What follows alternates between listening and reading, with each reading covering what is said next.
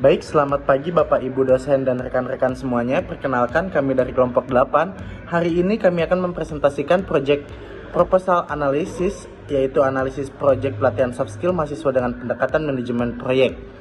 Baik, selanjutnya di sini saya akan memaparkan latar belakang masalahnya terlebih dahulu. Lingkungan kerja masa kini menuntut kemampuan soft skill, khususnya kemampuan kerjasama tim. Berdasarkan laporan World Economic Forum tahun 2023, keterampilan seperti kolaborasi dan komunikasi tim termasuk dalam daftar top future skill. Sayangnya, masih banyak mahasiswa yang kesulitan dalam kerja kelompok, baik karena dominasi anggota tertentu, miskomunikasi, atau rendahnya rasa tanggung jawab. Oleh karena itu, pelatihan soft skill sangat penting untuk membentuk tim yang efektif, produktif, dan kolaboratif. Selanjutnya, tujuan penulisan proposal. Ada dua tujuan utama dari proposal ini. Yang pertama, untuk menilai kelayakan pelatihan kerja sama tim mahasiswa dari perspektif manajemen proyek. Yang kedua, untuk menganalisis tiap aspek penting proyek mulai dari ruang lingkup, waktu, biaya, mutu, SDM, komunikasi, hingga stakeholder. Dengan begitu, pelatihan ini bisa dijalankan secara sistematis dan tepat sasaran. Lanjut, ada apa yang dinilai dari proposal ini. Dalam proposal ini, kami menganalisis dengan aspek utama manajemen proyek, yaitu 1. Analisis ruang lingkup proyek atau scope project. Kedua, analisis waktu pelaksanaan proyek, time schedule proyek. 3. Analisis biaya proyek atau cost proyek. 4. Analisis mutu proyek atau quality proyek. 5. Analisis struktur organisasi dan SDM proyek atau human research and project structure. 6. Analisis komunikasi proyek atau project communication. 7. Analisis pemangku kepentingan proyek atau proyek stakeholder. Dan yang terakhir, kesimpulan dan saran dari hasil analisis. Kedelapan aspek ini kami analisis secara menyeluruh agar pelatihan dapat berjalan optimal dan sesuai tujuan. Selanjutnya, analisis ruang lingkup. Berdasarkan proyek charter, kami menemukan hal-hal berikut. Yang pertama, permasalahan utama, kurangnya soft skill teamwork pada mahasiswa. Tujuan proyek meningkatkan kerja sama tim, komunikasi, dan kepemimpinan. Deliverable modul pelatihan, sertifikat peserta, laporan kegiatan, dan dokumentasi acara. Resiko proyek, narasumber berhalangan hadir, peserta tidak disiplin dan kendala teknis. Untuk biaya proyeknya sebesar Rp1.295.000 dari sponsor dan kontribusi peserta. Rekomendasi kami, siapkan narasumber cadangan dan SOP mitigasi risiko untuk menghindari gangguan pelaksanaan. Lalu selanjutnya, analisis waktu pelaksanaan. Penjadwalan kegiatan kami buat menggunakan Gantt chart, AOA, CPM, dan PERT.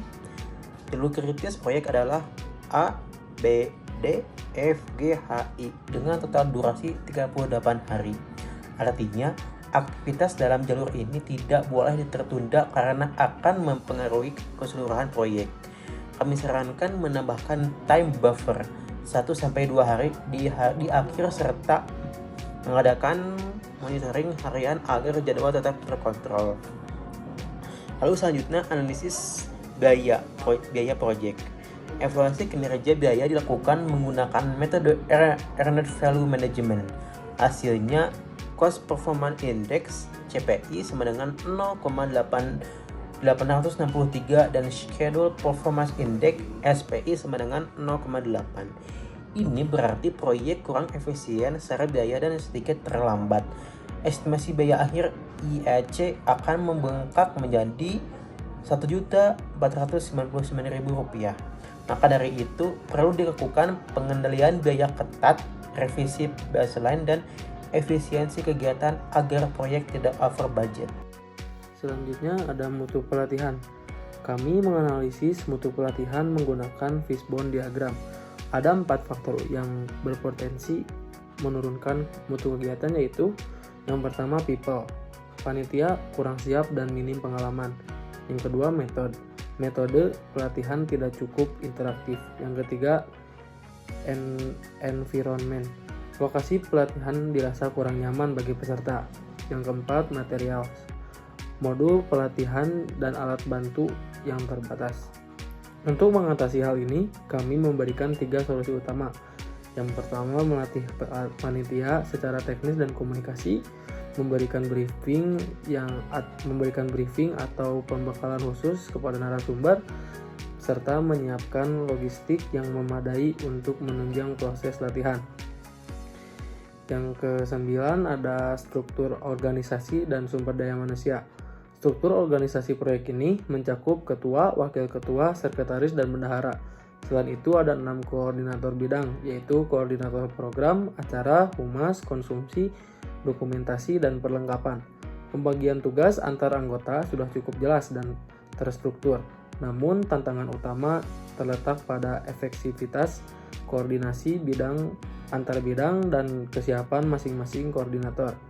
Rekomendasi kami adalah menjadwalkan pertemuan rutin minimal seminggu sekali, serta menggunakan alat bantu seperti Raci Matrix untuk memastikan tanggung jawab dan wewenang setiap peran dapat dipahami semua anggota tim.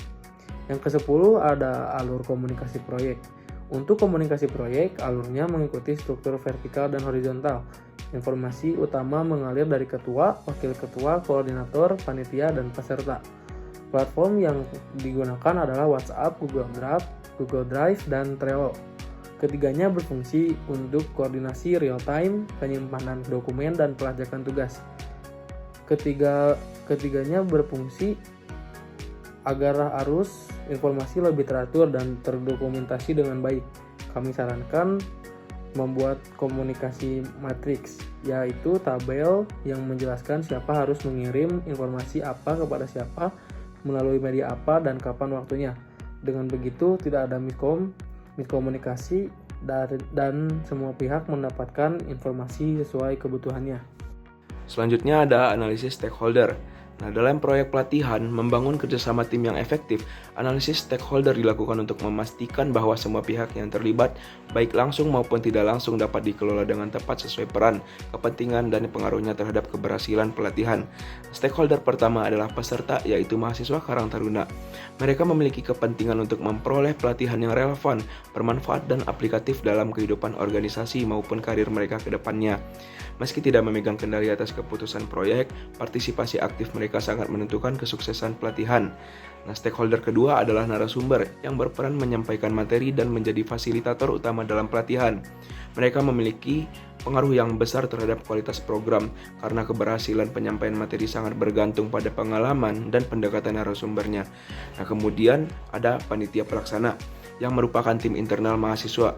Mereka memegang tanggung jawab penuh terhadap desain, koordinasi, dan eksekusi seluruh kegiatannya. Nah, stakeholder berikutnya adalah sponsor.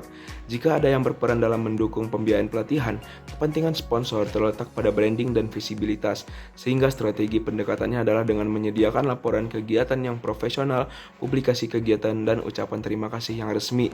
Nah, terakhir ada pihak universitas, khususnya program studi administrasi bisnis Universitas Telkom. Sebagai institusi penyelenggara, mereka memiliki kepentingan untuk menjaga reputasi akademik dan memastikan pelatihan ini sejalan dengan tujuan pengembangan soft skill mahasiswa. Oleh karena itu, pelaksanaan pelatihan perlu terus dilaporkan melalui dokumentasi kelengkap dan pelaporan resmi agar kegiatan tetap berada dalam jalur standar institusi. Selanjutnya, di sini ada kesimpulan dan saran. Nah, kesimpulan yang pertama, pelatihan ini dirancang secara profesional berbasis manajemen proyek. Yang kedua, kesimpulannya adalah menjawab kebutuhan pengembangan soft skill mahasiswa. Yang ketiga, sudah mencakup aspek waktu, biaya, mutu, SDM, dan stakeholder. Nah, sarannya adalah yang pertama, pilih narasumber yang berpengalaman dan interaktif. Pastikan narasumbernya tidak hanya paham teori, tapi juga mampu menyampaikan materi secara dinamis dan aplikatif. Yang kedua adalah lakukan briefing dan pelatihan internal untuk panitia sebelum pelatihan dimulai. Tujuannya agar semua anggota panitia memahami alur kerja dan tanggung jawabnya masing-masing. Yang ketiga adalah gunakan platform digital untuk komunikasi dan manajemen proyek seperti WhatsApp, Trello, dan Google. Dan saran yang keempat adalah susun rencana manajemen risiko secara tertulis. Ini meliputi identifikasi potensi risiko, penilaian dampak, dan strategi mitigasi. Nah, saran yang kelima ada perluas kerjasama sponsorship dengan pendekatan yang lebih menarik. Ini buat proposal yang menonjolkan value proposition sponsor seperti branding dan exposure media. Yang keenam, jadikan program ini sebagai agenda rutin tahunan. Ini adalah dengan membuat modul pelatihan yang baku dan fleksibel. Pelatihan bisa direplikasi untuk kelompok atau komunitas lain. Nah, sekian presentasi dari kelompok kami. Semoga analisis proposal ini dapat memberikan inspirasi dan menjadi referensi bagi proyek-proyek pelatihan selanjutnya yang bertujuan membangun karakter unggul dan kolaboratif di kalangan mahasiswa dan pemuda Indonesia. Terima kasih atas perhatian dan kesempatannya. Wassalamualaikum warahmatullahi wabarakatuh.